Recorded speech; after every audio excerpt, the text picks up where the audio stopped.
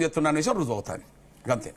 కొద్దిమంది ఇప్పుడు లైవ్ చూస్తున్న వాళ్ళు కామెంట్ చేస్తున్నారు, మాలల సింహగర్జ సభను చూసి మందకృష్ణ మా దిక్కు ఈ విధంగా రెస్పాండ్ అవుతున్నారు, మా ఫోర్స్ ఇంత ఉందని మేము చాటి చెప్పామని అంటున్నారు.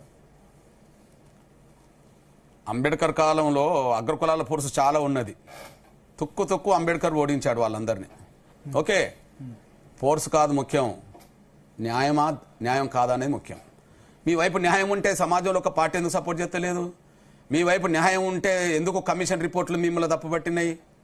ఓకే, సమాజాల పార్టీ అంటే బహుజన్ సమాజ్ పార్టీ దళితుల్ని డిఫరెంట్ కాన్షీరామ్ స్థాపించిన పార్టీ ఇప్పటికి కూడా వర్గీకరణ వ్యతిరేకిస్తుంది. ఒక విషయం చెప్పనా, గౌరవ్ కాన్షీరామ్ బహుజన్ సమాజ్ పార్టీ నినాదం ఏంటిది? ఎవరి జనాభా ఎంతో వాళ్ళ వాటా అంతా. ఎస్సీ వర్గీకరణ డిమాండ్ ఏంటిది? మా జనాభా ఎంతో మా వాటా. ఎందుకు వ్యతిరేకిస్తుంది మరి? దానికి కారణం కాన్షీరామ్ లేడు కదా. మాయావతి ఉన్నప్పుడు సపోర్ట్ చేశారా? కాన్షీరామ్ ఉన్నప్పుడు నాకు ఒక మాట చెప్పాడు, కృష్ణ నేను రాజ్యాధికారం గురించి పోరాటం చేస్తున్నా, నీ పోరాటాన్ని నేను అడ్డుదగలను.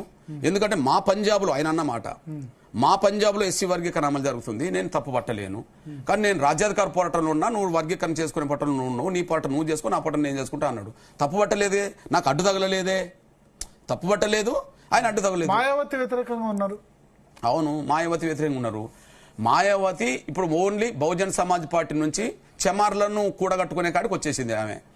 చెమార్లు ఇక్కడ మాలల్లాగా రిజర్వేషన్ ఫలాలు ఎక్కువ పొందుతున్న వాళ్ళు.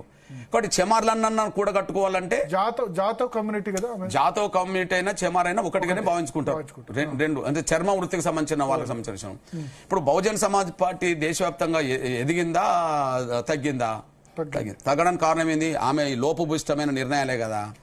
దళితులందరూ ఒకటైన రోజు 21% ఓటు బ్యాంక్ ఉండేవి ఆమెకు మినిమం. దళితులు అక్కడ 21% పైగా ఉన్నారు ఆడ. ఓకే, దళితులందరూ ఒకటిగా ఉన్నప్పుడు 21% ఓటు పైగా ఉండే. ఇప్పుడు అది 10-11% పడిపోవడానికి కారణం ఏంది? చెమార్లు ఎంత ఉన్నారో చెమారేతరులు అంత ఉన్నారు అక్కడ.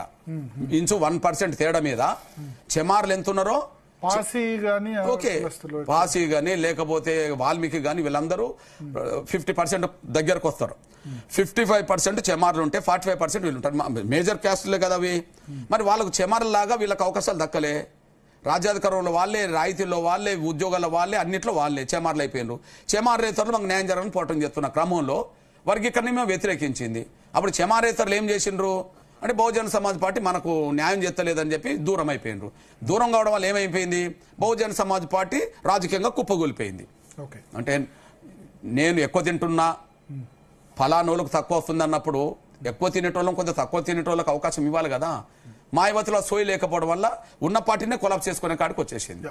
ఒకళ్ళిద్దరు కాలర్స్ కూడా తీసుకుందాం, అంటే ఒకళ్ళిద్దరితో మాట్లాడే ప్రయత్నం కూడా చేద్దాం.